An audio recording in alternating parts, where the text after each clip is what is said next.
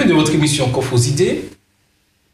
Nous voilà à l'étude de la leçon 12. Nous continuons nos études sur l'unité. Quel est votre but dans la vie? Pourquoi avez-vous été créé? Souvent nous oublions la raison de notre existence ici, sur Terre. Mais Dieu a quelque chose de merveilleux pour chacun d'entre nous. Que nous soyons un peuple uni, mais dans l'organisation. Et nous allons discuter avec Harry, Makis et Widjiz. Et Makis nous fait la prière. Oui. Seigneur, nous voici réunis autour de ta sainte parole en vue de l'apprendre et de l'appliquer dans notre vie sur cette terre. De ton amour infini, Seigneur, puisses-tu nous accompagner. Nos amis visiteurs, nos amis internautes, Seigneur, puisses-tu les accompagner aussi, Seigneur, et tu permets qu'ils soient édifiés. Accompagnez-nous, Seigneur, dans le nom de Jésus, nous te prions. Amen. Amen. Nous allons ouvrir la Bible dans Éphésiens 5, les versets 23 et 27. Éphésiens 5, 23 et 27. Car le mari est le chef de la femme, comme Christ est le chef de l'Église, qui est son corps et dont il est le sauveur. Or, de même que l'Église est soumise à Christ, les femmes aussi doivent l'être à leur mari en toutes choses. Marie, aimez vos femmes, comme Christ a aimé l'Église, et s'est livré lui-même pour elle, afin de les sanctifier par la parole, après l'avoir purifié par le baptême d'eau, afin de faire paraître devant lui cette Église glorieuse, sans tache, ni ride, ni rien de semblable, mais sainte et irrépréhensible. Dans ce texte, nous découvrons une notion importante qui est la soumission. Aujourd'hui, au XXIe siècle, ce mot pose beaucoup de problèmes. Et être soumis, c'est très difficile. La question est, sommes-nous vraiment soumis à Christ? Et qu'est-ce que ça veut dire être soumis à Christ? Qu'est-ce que ça veut dire d'être soumis à Christ? Eh bien, ça veut dire c'est de l'obéir à 100%. C'est de faire sa volonté, de reconnaître qu'il a donné sa vie pour nous sur la croix. Donc, lorsqu'on reconnaît que Christ a donné sa vie pour nous sur la croix, il a été crucifié pour nous. Donc, nous aurons cette envie de nous donner totalement à lui, de nous soumettre à lui, de faire sa volonté. D'accord. Alors moi, ce que je voulais dire, on ne peut pas parler de soumission sans la confiance. Donc, si je peux pas je peux pas me soumettre à quelqu'un, c'est parce que d'abord, je ne lui fais pas confiance. Mais si je crois, c'est comme, on peut prendre l'exemple d'un enfant. Si l'enfant croit en ses parents, donc quel que soit ce que le parent lui demande de faire, l'enfant n'aura aucun problème. Puisqu'il fait confiance à ses parents, il croit en ses parents, donc il n'y aura aucun problème. C'est aussi pareil pour nous avec Christ. Si vraiment nous avons cru en Christ, nous n'aurons aucun problème de nous soumettre à lui. Et parce que j'ai confiance en Christ, à ce moment-là, je suis prêt à souffrir pour lui. Exactement. Et Jésus nous montre un bel exemple.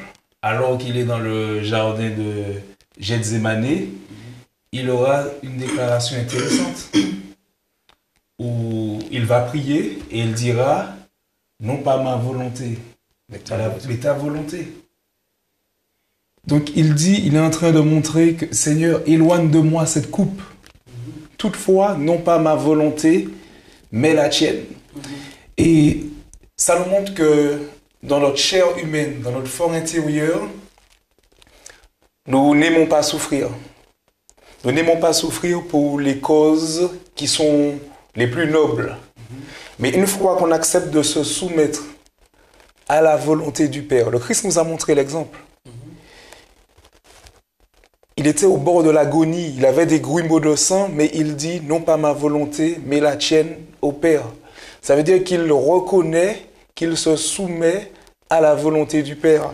Et lorsqu'on dit qu'on est soumis au Christ, ça veut dire qu'en dépit de nos propres sentiments humains, de nos propres intérêts humains, nous voulons mettre le Christ et sa volonté au-dessus de la nôtre. Et ce n'est pas chose facile. Tout à fait. Et la soumission n'est pas une perte à ce moment-là. C'est un gain pour chacun d'entre nous.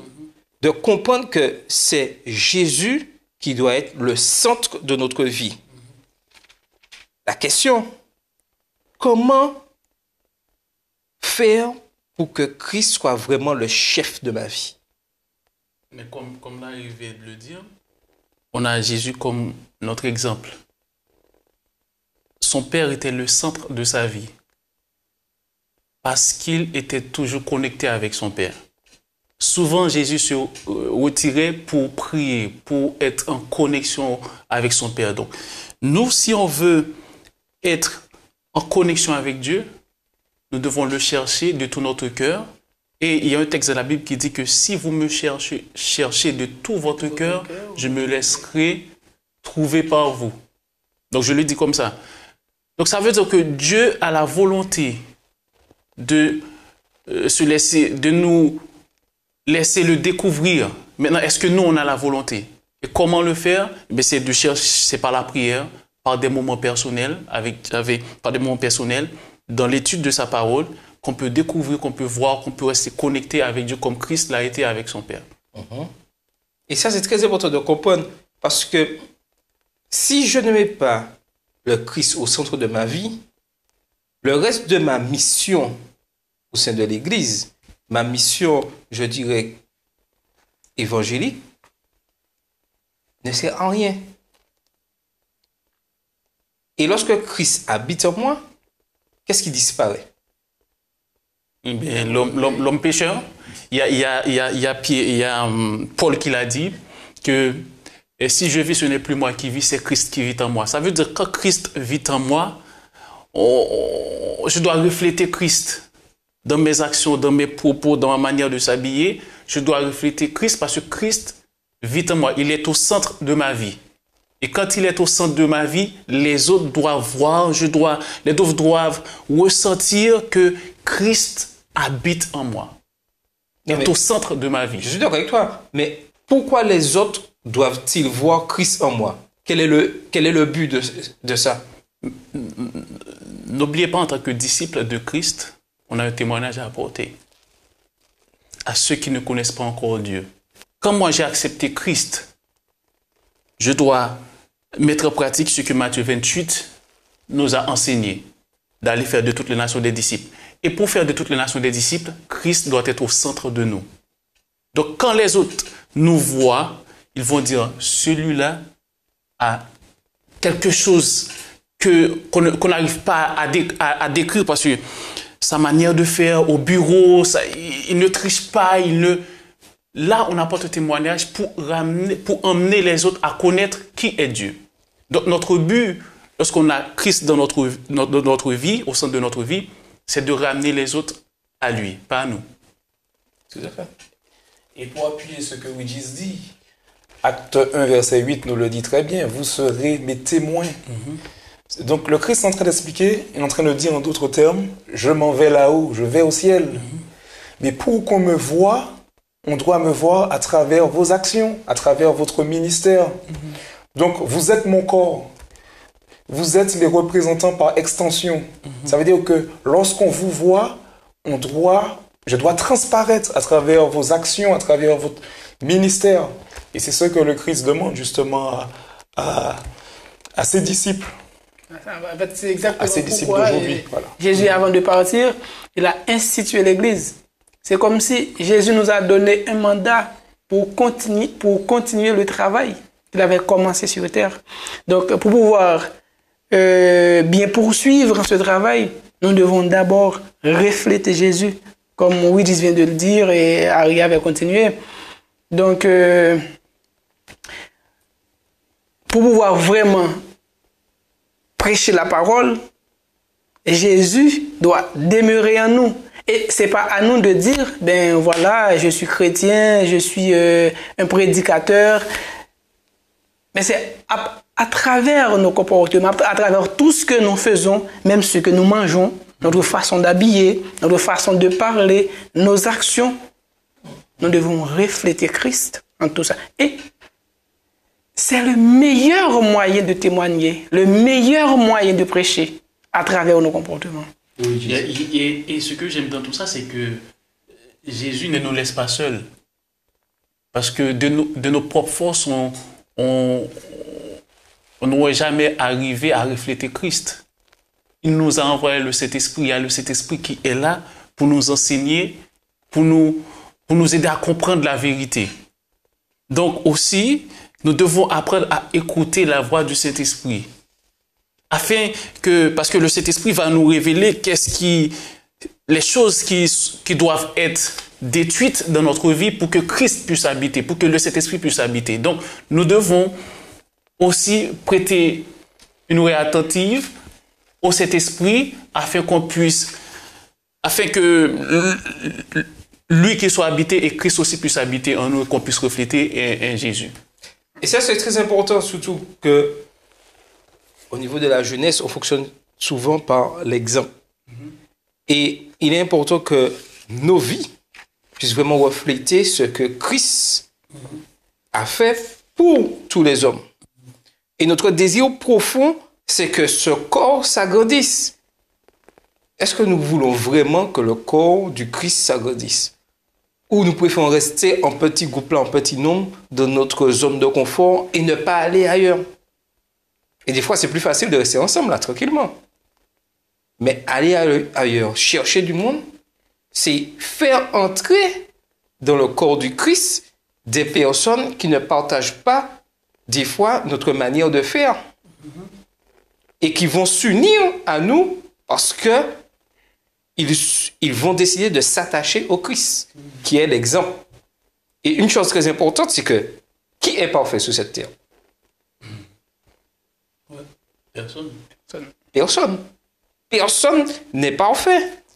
Donc, pour accomplir efficacement la mission que Dieu nous a donnée dans Matthieu 28, il est important qu'avec nos frères et sœurs, il est important de reconnaître que nous ne sommes pas parfaits.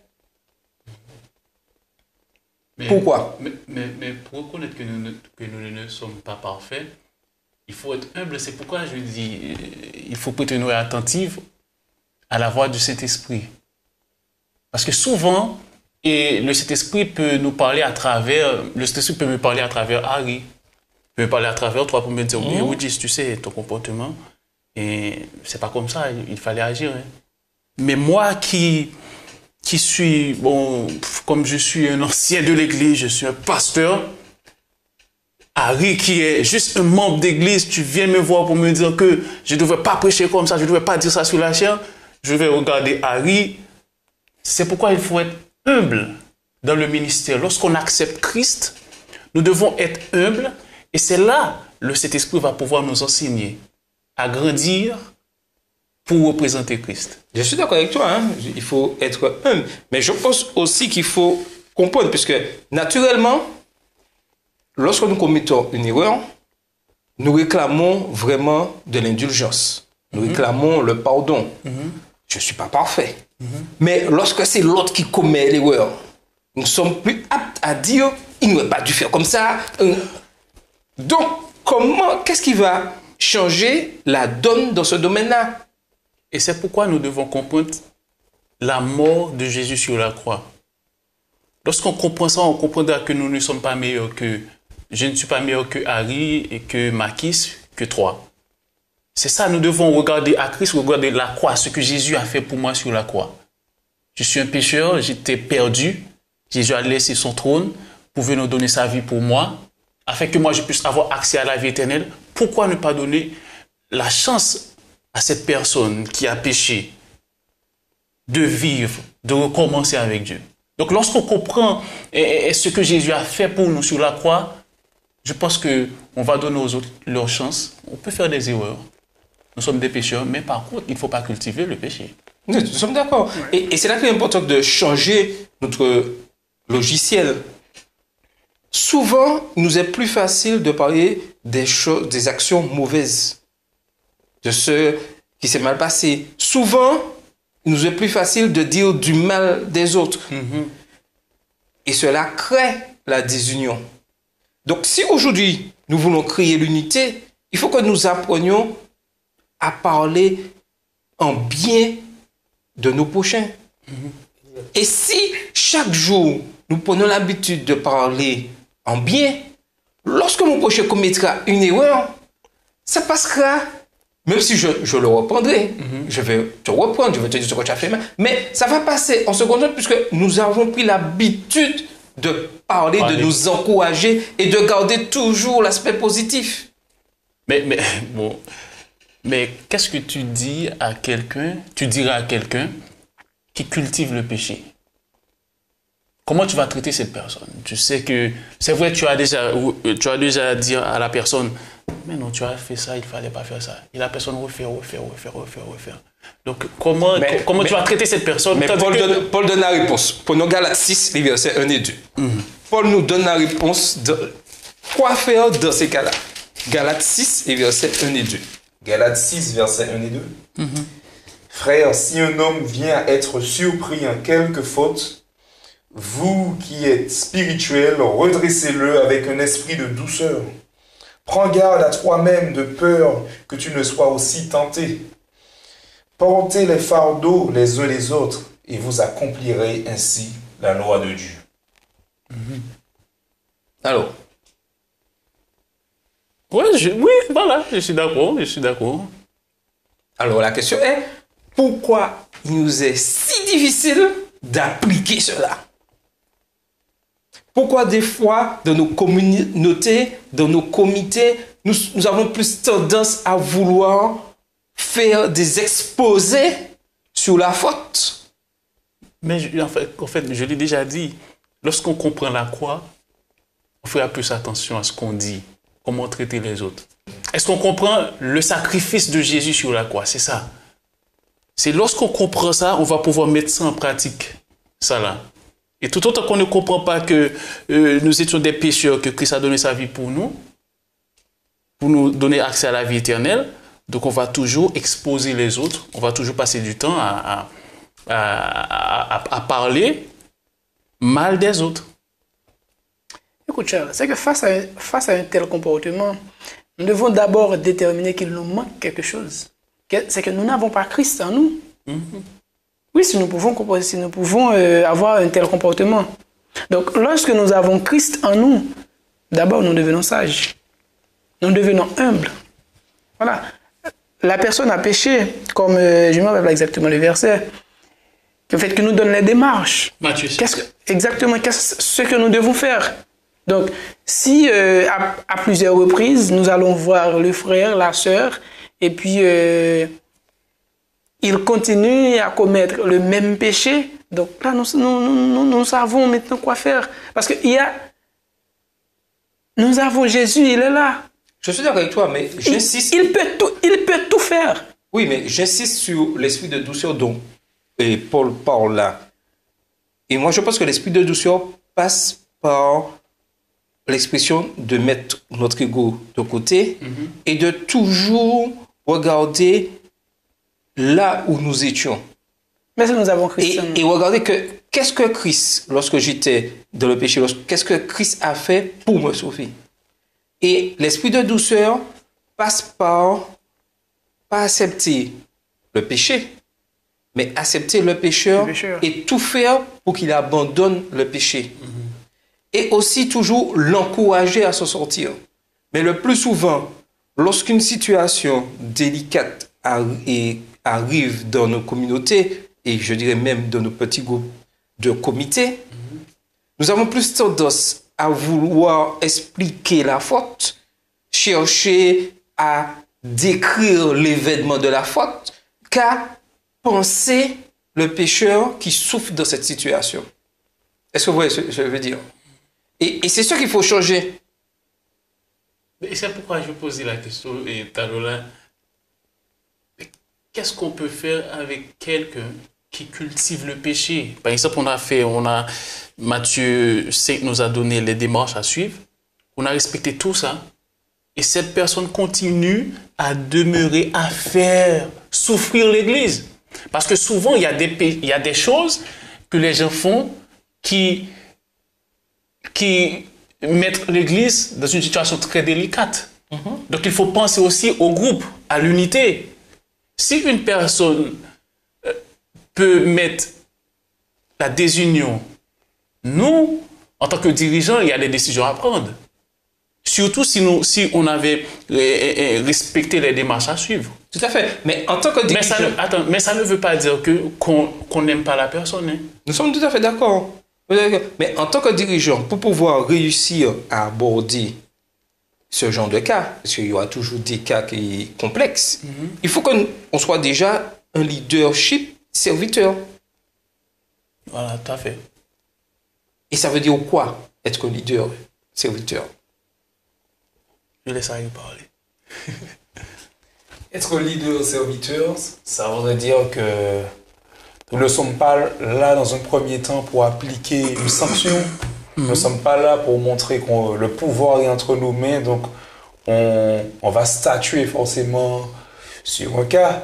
Mais on est là pour adapter une démarche, du moins la méthode du Christ. Ça veut dire qu'on est là pour servir, on est là pour sauver.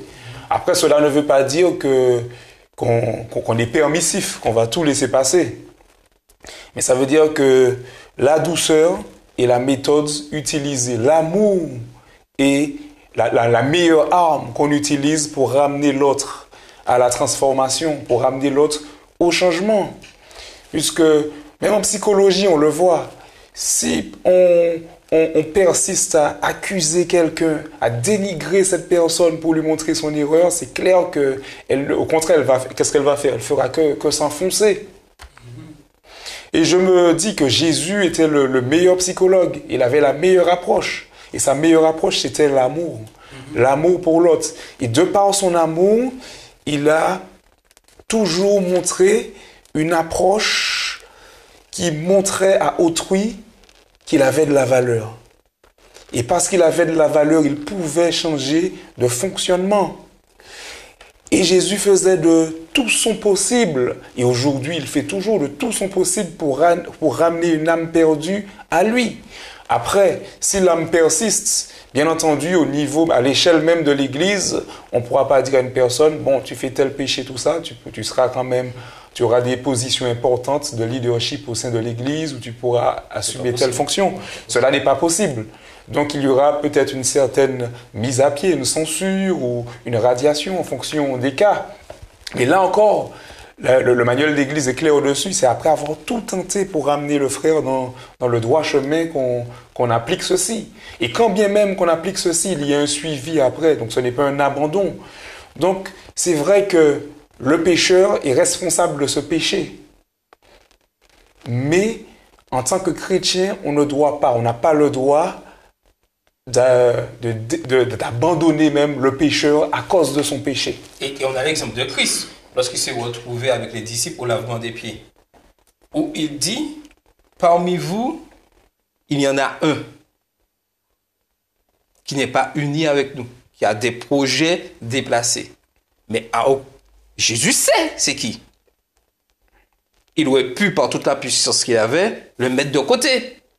Exposer la personne. Le dénigrer devant les autres. Le dénigrer devant les autres. Voici, c'est lui le coupable. C'est lui le traître. Et tous les autres ont dit oui, si le maître a parlé, on le croit. Il ne l'a jamais fait. Mais il a tout fait pour amener Judas. Tout à fait. Il avait donné une autre chance, malheureusement. Il a tout fait. Mais à aucun moment, il n'a dénigré Judas. À aucun moment, il a montré un visage noir de Judas aux autres disciples. Il traitait Judas comme les autres. Comme les autres. Donc, en tant que leader et en tant que membre d'église, c'est à ça que nous sommes appelés. Jésus n'a pas toléré, il n'a pas accepté ce que Judas faisait. Mais il aimait Judas. Mais à aucun moment, il a exposé Judas. Et malheureusement, nous avons tendance à exposer les péchés des autres à la vue de tout le monde. Regardez ce qu'il a fait. Tandis que parfois, nous ne sommes pas meilleurs. Et c'est ça le problème. Mais c'est ça le problème. C'est que nous ne sommes pas meilleurs. En fait, je pense que le leader et un serviteur, c'est celui qui met la main à la pâte. Tout à fait. Qui ne regarde pas les autres en train de travailler, de faire les visites. Et puis moi, je reste chez moi en train de regarder la télé ou bien de faire mes affaires. Donc, le leadership serviteur, c'est lui qui pense aussi. Qui pense pour les autres. Au bien-être des autres. Oui, parce qu'il a un but. Oui, il a un but, il a un objectif, c'est ça. De voir ses frères, ses sœurs bien. Et obtenir que tous obtiennent le salut. Le salut, c'est ça. Et lorsque je suis dans cette optique-là, je suis au service des autres. Et je n'ai pas honte de servir les autres. Et c'est ça le problème. Et parce que j'ai ce but-là, je sers les autres. Et dans tout ça, c'est un don dans tout ça. Apprendre à servir les autres, c'est un don. Et Jésus le savait très bien. Lorsqu'on se met au service des autres, eh bon, on sera béni. Lorsqu'on aide quelqu'un, on a la joie dans notre cœur. Et Jésus veut qu'on soit des leaders serviteurs, parce qu'il veut enlever en nous l'égoïsme, tout ça. C'est ça. Et quand je suis au service, et aussi il y a un aspect important, c'est cet aspect d'encourager les autres. Parce que être au service des autres, c'est très bien. Mais aussi, il faut les encourager. Parce que chacun de nous, nous avons besoin d'encouragement. Et lorsque nous encourageons, nous restons humbles vis-à-vis des autres. En fait, Charles, ça dépend de notre préoccupation. En fait, Jésus, il était préoccupé par le salut de ses disciples. Mais est-ce que nous, aujourd'hui, en tant que dirigeants, parce que là, nous sommes tous dirigeants, est-ce que nous sommes préoccupés par le salut des membres? Tout à fait. Alors, si vraiment nous étions préoccupés, alors nous pourrions tout faire pour les aider. Tout à fait. Rapidement pour finir. Et c'est comme ça qu'on peut préserver l'unité de l'Église. Voilà. Lorsque nous sommes préoccupés par le bien-être des autres, des autres membres du corps du Christ. Ah, je suis préoccupé, c'est comme si tu vois ta main sale, tu vas laver ta main. Eh bien, c'est la même chose, tu vois ton frère a un problème, ta soeur a un souci, tu peux aider, tu vas au secours de ton frère, de ta soeur. Et tu fais tout pour résoudre le problème sans que les autres soient au courant. Tout à fait. Et c'est là on peut préserver l'unité de l'Église. Tout à fait. Donc, pour travailler en équipe, il y a des valeurs qu'on peut retrouver que l'on retrouve d'ailleurs dans le sport. Si on prend l'exemple du football, et admettons nous jouons dans une équipe où notre propre équipier nous dénigre au moins de ballons perdus. On sera déstabilisé, on sera découragé, ou on cherchera sa faute à son tour. Et toi aussi, tout à l'heure, là, tu as perdu le ballon et tout. Mais si, après avoir fait une faute, j'ai mon coéquipier qui m'a dit « T'inquiète pas, je suis derrière toi, je rattrape le coup pour toi. » Ou « T'inquiète pas, courage, tu feras mieux tout à l'heure, on est une équipe. On est ensemble. » À ce moment-là, on a envie de se sacrifier les uns pour les autres et on se sent motivé. Quand tu vois des coéquipiers à côté de toi qui sont prêts à se battre pour que tu réussisses. Parce que si tu réussis, l'équipe réussit. Et c'est pour ça qu'on voit des sélectionneurs et des entraîneurs qui insistent beaucoup sur ça, la cohésion des groupes. Ils ne se limitent pas au talent simple du joueur, mais ils regardent des valeurs qui pourraient amener l'équipe le plus loin possible. Et c'est là la clé de la réussite. Ouais, c'est ce que nous manque. Aujourd'hui, il est important que nous puissions comprendre que c'est ensemble que nous pourrons réussir dans l'organisation de l'Église et dans cette unité. Mon souhait, c'est que chacun d'entre nous, nous puissions nous mettre en tant que leader serviteur, prêts à avancer pour que l'humanité entière connaisse qu'il y a un sauveur et qu'il revient bientôt. C'est notre but. Que nous puissions toujours accomplir fidèlement cette mission. Et nous verrons, nous aurons des communautés pleinement unies en Jésus-Christ. C'était votre émission Offre Cité.